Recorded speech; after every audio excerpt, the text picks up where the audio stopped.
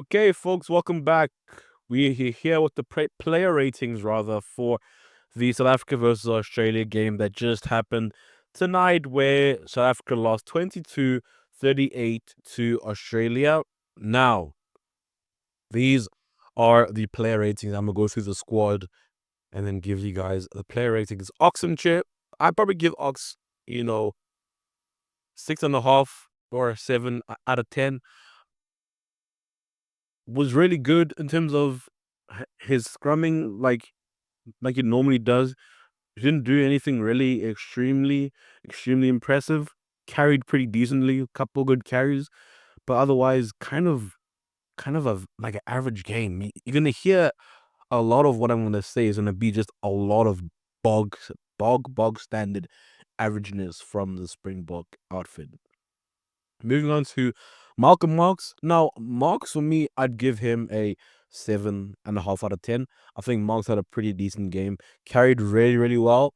Um, I think he lost one lineout, but then came back to rectify that mistake by getting us the turnover, which then put us in a good position to capitalize on points. So Marks for me gets a 7.5 out of 10. I'd say Marks is one of the players today that kind of put up their hand and looked like they wanted to be there today.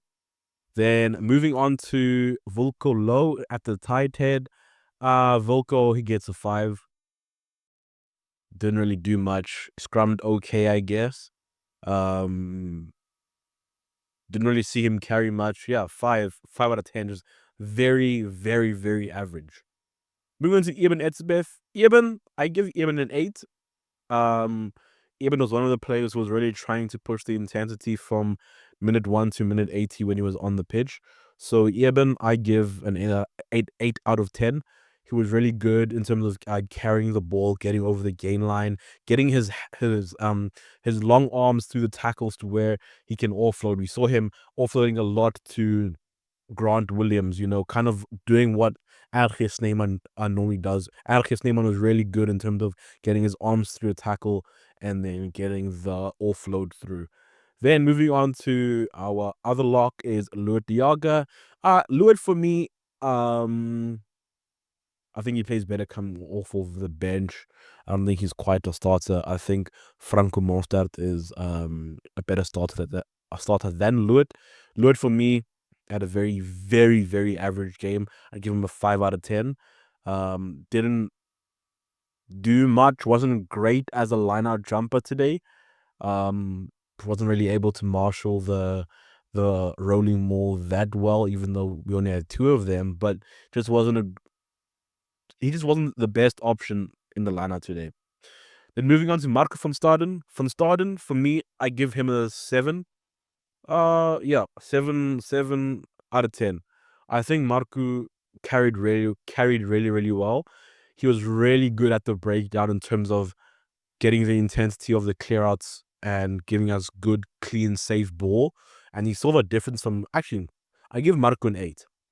And you saw the difference from when he came off of the field for the HIA and when he came back on. I mean, that 15-minute period, that 15-minute period of time when him and Sia were just so dominant at the breakdown, giving us clear, quick ball. That was some of the fastest rugby I've seen us play from the breakdown. It was really phenomenal to see. And I can see that we're trying to do something and build onto something. We just need to kind of like hone that in more. You know what I mean? So I give him an 8 out of 10. We went to Pieter-Steph du Toit. Pieter-Steph, I give a 6.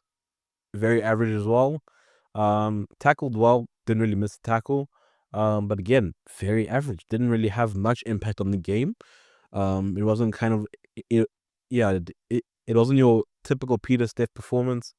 Like, yeah, again, very average. You're going to hear me say that a lot about a lot of the players today, because that is exactly what they were. They were shocking, but in terms of they were shocking as a collective, but there were a couple standout plays, and then just everyone else was just very average. Moving on to Sia, I give Sia an 8.5 out of 10. Sia not playing in the 8, I think did really well today. He got himself a try. Him and Marco van Staden, in that first half were so good at the breakdown. They were really, really intense and really made sure to bring the intensity to the Australian pack. It's unfortunate. It's unfortunate that Sia got a bit of a niggle, and then you kind of saw his kind of like his productivity slowly go down. But nonetheless, that's rugby. And that's what happens with injuries. But I guess Sia 8.5 out of 10. Then moving on to Grant Williams. Um, Grant. I give Grant. Oh, I give Grant a 7.7 out of 10. He doesn't do enough for me to get an 8, but he kind of did better than a 7.5. Do you know what I mean? His kicking game, really, really good. I think some of his best box kicking we saw today. But again, certain things he was trying to force, you know, and kind of certain moments in the game, he kind of got done in a little bit by the rub of the green, where he'd break the line and then get kind of pulled back a little bit. So certain things I'd say Grant Williams got like unlucky on, but otherwise he had a pretty decent game, pretty good game. Didn't really put a foot wrong. So again, 7.7 out of 10. Now I'm moving on to 10. Mani Lebok. Mani, you know, it's this entire game is such a typical game of two halves because I could, if I'm looking at the second half for Mani, I'm giving him a 4 out of 10. He didn't control the game well. He didn't analyze what was in front of him. We barely kicked. We barely kicked. I think we hit 2 cross-field kicks in the entire 80 minutes. Just 2. We're more time, we're doing about 4, 5, or 6 per game. If you saw in the first half how well the high ball worked for us, coming off of the boot of Grant Williams, the high ball worked for us so many times from the first kickoff, and then us booting it back to the Aussies.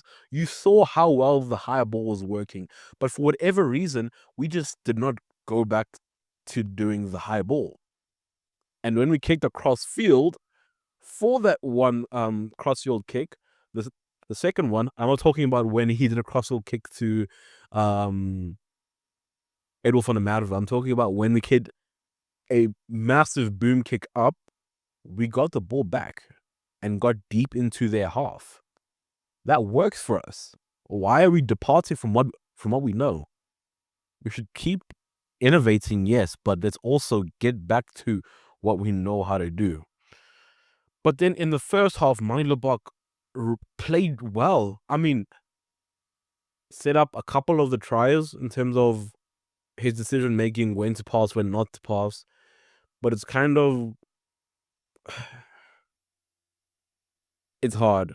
I feel like I'm being harsh here, but I give Mani Lebok a 6. And that is all no. He probably, after the first half, for me, he was at an 8. And then he just kind of just kept going down. And I think I have to land with Mani Lebok at a 6 out of 10. Some might say that's harsh, but that's how I genuinely feel. And moving on to Kurtley Arendse, I think that was one of the worst performances from Kurtley Arendse in a Springbok jersey we've seen. Anonymous for most of the game, just straight up incognito. Didn't do much. He scored a try, but I mean, Oxen Chair could have scored that try. It came from right. He had so much space out wide. You know what I mean? So I would I've seen him have better performances in a bulk jersey. So I'll probably give Kurtley Arendse a 5 out of 10. Very, very, very average today. He was pretty decent under the high ball. That was about it. But in terms of being a threat, I felt like he kind of was just on the wing today, just kind of coasting along, didn't look for work. Yeah. Andre Esterhuizen, I give a 9 out of 10. For a team of people who, for the most part, didn't seem like they wanted to be on the pitch for large parts of the game, Andre Esterhazen was kind of a shining light in a dying cause. Andre Esterhazen, there wasn't a single carry he made that he didn't get over the gain line. From for whatever for however long he spent on the field, I think he played the full 80 minutes. It was just intensity from minute 1 till minute 80. And for me, every single time Andre Esterhazen puts on the 12 jersey and he starts, for me, he makes a really compelling argument on, you know, why he should be starting above Damien Delendi. Now, that's not me saying Delendi's not good, but Esterhazen, every single time he's called upon and his number is called, he performs. There's not many times where Esterhazen doesn't have a good game. He's really commanding with ball in hand. He knows when to pass, when not to pass, and he's also not afraid of contact. You saw him have a couple line breaks today where it was bumping off one player, bumping off a second player, dragging a player along with him, just making meters, which unfortunately we weren't able to capitalize on, but nonetheless he made those meters. Jesse Creel, I give a 5 out of 10. First half, he was great. Second half, highly anonymous. Again, forcing things, not knowing when to pass. Not. It's just like, for me, it's just a lot of schoolboy errors from a lot of the backline in that second half. It's as simple as that. Just a lot of indecision, a lot of insecurity, and just forcing things for no reason. So I give Jesse Creel a 5 out of 10. Moving on to Edwin van der Merwe. I give Edwin van der Merwe, I think out of the wings, Edwin van der Merwe was our best winger today. So I give Edwin probably a 7.5 out of 10. Excuse me. Edwin was really good in the air, extremely good. I don't think he lost a single aerial battle. And he was great defensively. He saved us a couple of times defensively. And I think that if we were able to get the ball more out to him, I think we would have seen a little bit more than what we saw on Curdy Arons' side today. Like, in my opinion, I think going into the test against the test next week against Australia, that we start Adolf van der Merwe and Chesney Colby. Let Curtly Arons rest for now. He's played a lot of test rugby. You can clearly see there's some sort of fatigue, some sort of mental dullness that's there a little bit right now in terms of decision making. But yeah, Adolf van der Merwe, 7.5 out of 10. Apelele Fassi. Fassi had a good first half, really good first half. Looked good with ball in hand, kind of making the defense kind of second guess their movements a little bit. So Fussy, I probably give him a 7.5 out of 10 as well. Kind of a couple kicks that went here and there, which weren't pinpoint. Kind of overcooking one in the first half, but nonetheless, I think Fussy did a good enough job where he kind of put up his hand saying why he should be starting at 15. Moving on to the bench, I'll be pretty brief with this. Bongi Bonambi, I don't want to see start. I don't want to see him on the team sheet at this point in time. I think Marnus van der Merwe deserves a position in this. Give Marnus a shot to prove himself. Bongi Bonambi has been off of it. He has not been the same Bongi that we know. I don't know why, but lineouts, horrible, just abysmal. His Don't mind me here. I went into a bit of a brain fart here. I lost my thought and just could not recover it and try to cut the video and try to fix it in post, but it didn't work. So anyway, enjoy. his presence at the breakdown and his presence with ball in hand, just for me, is just not where it should be, and it's not good enough.